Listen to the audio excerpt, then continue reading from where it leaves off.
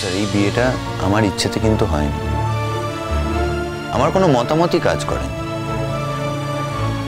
সুতরাং আমি কিন্তু আপনার মেয়েকে কোনোভাবেই গাইড করতে পারবো না বা কোনো উচিত শিক্ষাও দিতে পারবো না।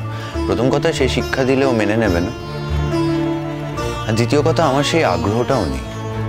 আমার বাড়ির লোক দায়িত্ব নিয়েছে, ওকে বদলাবে, শেখাবে, পড়াবে, সেটা অ্যাডাপ্ট করে যদি ও বদলাতে পারে তাহলে ভালো, আপনার জন্য, আমার বাড়ির লোকের জন্য। নচেত আমার বাড়ির লোকও কষ্ট পাবে আর আপনিও কষ্ট পাবেন স্যার। না, আমি এর মধ্যে ঢুকতেই চাই না, আমি থাকতেই চাই না, আমি স্টেক হোল্ডার নই। এত কঠিন কথা বলছো তুমি সৌজন্য?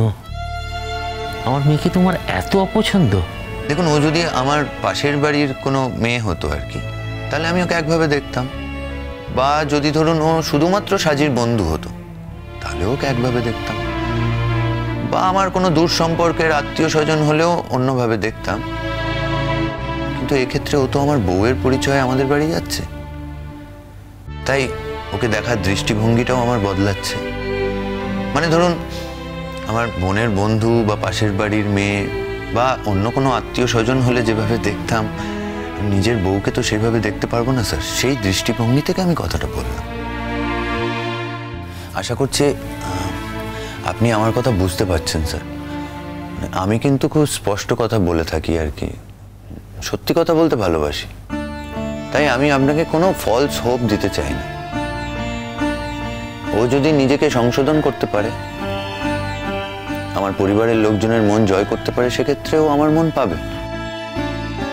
আর ও যদি শুধু নিজের কথা ভাবে, মানে স্বার্থপরের মতো নিজের সুখ দুঃখ নিয়ে চলার চেষ্টা করে, তাহলে বাড়ির লোকের মন পাবে না, আর সেক্ষেত্রে আমার মন পাওয়ার কোনো প্রশ্নই ওঠে না আর কি। তাই ও আমাদের বাড়ি যাওয়ার আগে এই বিষয়গুলো একটু বুঝিয়ে দেবেন ওকে, তাহলে ওরও খুব সুবিধা হবে আর আমারও।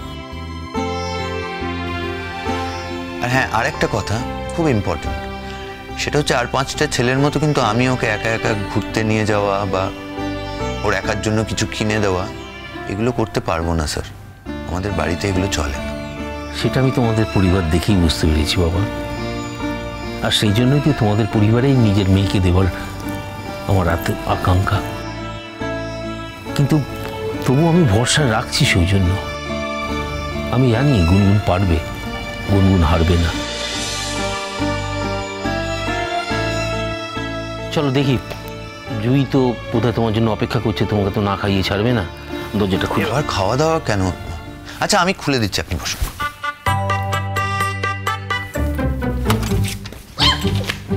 কি ব্যাপার? ও বাইরে দাঁড়িয়ে আমাদের কথা শুনছিলে? ও তোমার বুঝি আড়ি পাতার অভ্যেস আছে? এতই যখন কথা শোনার ইচ্ছে, তাহলে বাবার কাছে পারমিশন নিয়ে ভেতরে এসে কথা শুনলেই তো হয়। অনেকক্ষণ ধরে আড়ি পেতে কথা শোনা হচ্ছিল। হ্যাঁ, আমিও তককে তককে ছিলাম, সুযোগ পেয়েই তাই নিজেই দরজাটা খুলেছি। আমি দরজা আড়ি পাততে যাবো কেন? আমি শুধু চেক করছিলাম যে ড্যাডি আসছিল কিনা। আসলে ড্যাডির সাথে আমার খুব দরকার ছিল। তো কি দরকার বলো? আমি বাইরে গেলেও তো বলতে পারতে, বা আমাকে ডাকতে পারতে। হ্যাঁ, তোমাকেই তো মানে ডাকতে যাচ্ছিলাম আর কি। একদম তুমি ডাকোনি, আমি তোমাকে এর আগেও খেয়াল করেছি, তুমি দরজায় কান পেতে দাঁড়িয়েছিলে। কেন মিথ্যে কথা বলছো? তোমার আসলে উদ্দেশ্য ছিল ভেতরে কি কথা হচ্ছে সেটা শুনবে। বয়ে গেছে আমার তোমার কথা শুনতে। আমি তখন শুধু দাঁড়িয়েছিলাম একটু।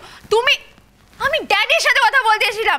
ড্যাডি, তুমি আমার। আচ্ছা ঠিক আছে, এত চিৎকার করে বলার কি আছে?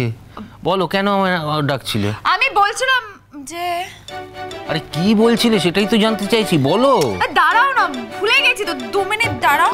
আমি পড়ার পরে এত লেগেছে না আমার, আমি সব ভুলে গেছি। আচ্ছা, তুমি এখন দেখলে আমি ওখানে দাঁড়িয়ে আছি, তোমার কি প্রয়োজন ছিল ওর দরজাটা খোলার? আমি তো পড়ে গেলাম। এই শোনো, আমি খুব স্পষ্ট দেখেছি তুমি ওখানে দাঁড়িয়েছিলে, কিন্তু তুমি যে একদম কান পেতে নিজের বডি ওয়েট দিয়ে দরজার উপর ওইভাবে দাঁড়িয়ে থাকবে তা তো জানতাম না, তাই খুলেছি, হুমড়ি খেয়ে গেছে। সেইভাবে না দাঁড়ালে হয়তো খেতে না। তোমাকে দরজাই বা খুলতে কে বলেছিল? হ্যাঁ, কেউ বলেনি, আমি নিজেই খুলেছি। স্যার খুলতে যাচ্ছিলেন, আমি বললাম আমি খুলে দিচ্ছি। সে স্যার খুলতে গেলেও তো তুমি হুমড়ি খেয়েই পড়তে, একই ব্যাপার হতো। উনি তো আর ভাবতে পারেননি যে তুমি দরজায় আড়ি পেতে ভেতরের কথা শোনার চেষ্টা করছো। এই একদম আজে বাজে কথা বলবে না, হ্যাঁ একদম বাজে কথা দিয়ে বলবে না। আমি মোটেই ওই আড়ি পেতে কিছু শুনছিলাম না। যা করেছো তাই বলেছি। আচ্ছা আচ্ছা আচ্ছা, ঠিক আছে ঠিক আছে, আমায় ডাকছিলে কেন বলো? আমার তো পায়ে খুব লেগেছে, তাই আমি কি বলতে এসেছিলাম ভুলে গেছি। কিছুই বলতে আসনি, শুনতে এসেছিলে, বুঝেছি। শোনো, আড়ি পেতে শোনা কিন্তু খুব ব্যাড হ্যাবিট, এটা মাথায় রাখো। সৌজন্য, আমি বলছিলাম কি, তুমি একটু বসো, আমি দেখি চুই কি করছে। হ্যাঁ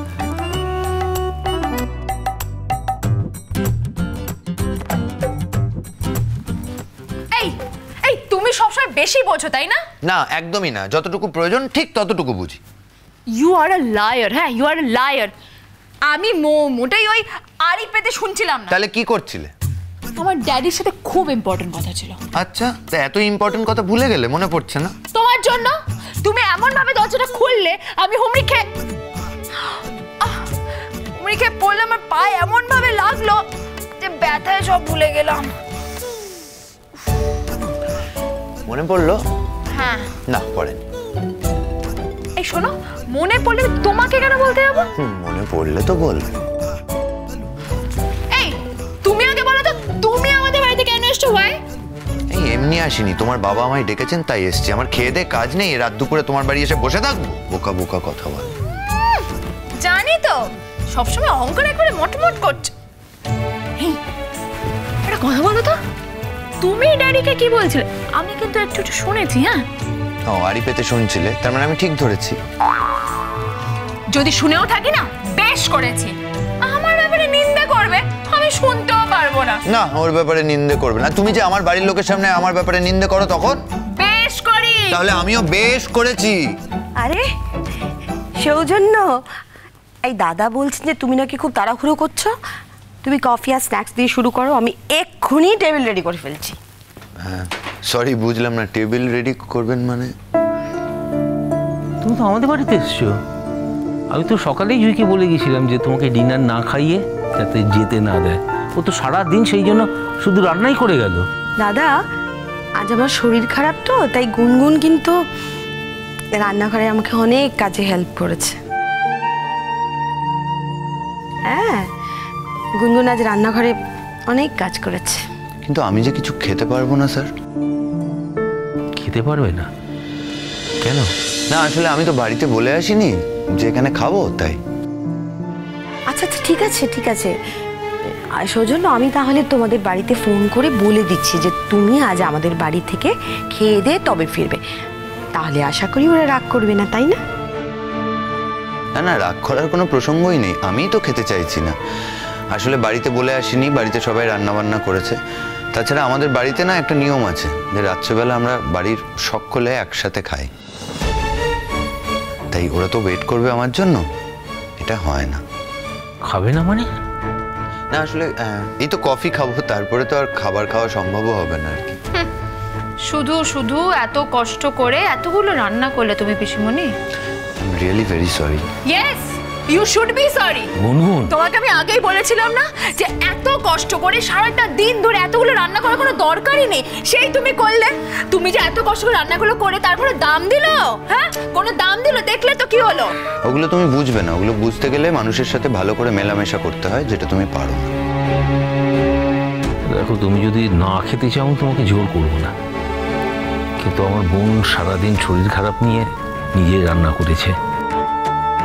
কিছু মনে করবেন না স্যার, আসলে আমার কাছে তো কোনো ইনফরমেশন ছিল না যে আজ এখানে ডিনার করব। তাই বাড়িতে না জানিয়ে এখন হঠাৎ করে খাওয়া দাওয়া সেরে বাড়ি ফিরতে পারবো না। আমাদের বাড়িতে এই চলটা নেই।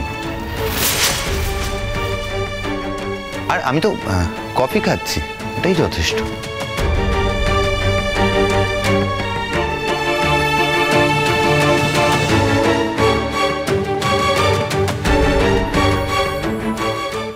রাগো তোমার আজ না, আজই আমি যাব। অনেক শিক্ষা হয়েছে আমার। সামান্য ব্যাপার নিয়ে এত অশান্তি। দেখি দেখি। মিষ্টি এনেছো? হ্যাঁ নিন, ধরুন, আপনি ধরুন আপনার ব্যাগ। সব আছে তো? হ্যাঁ সব আছে, আপনি সেই যাবেনই তাই না? কি উপায় কি বলো মিষ্টি? চলো চলো ফটকা, চলো। বাসে যখন তুলেই দেবে তখন চলো, আমার দেরি হয়ে যাচ্ছে ফটকা।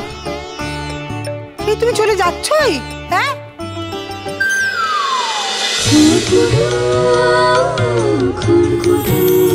cholo cholo cholo cholo cholo paltai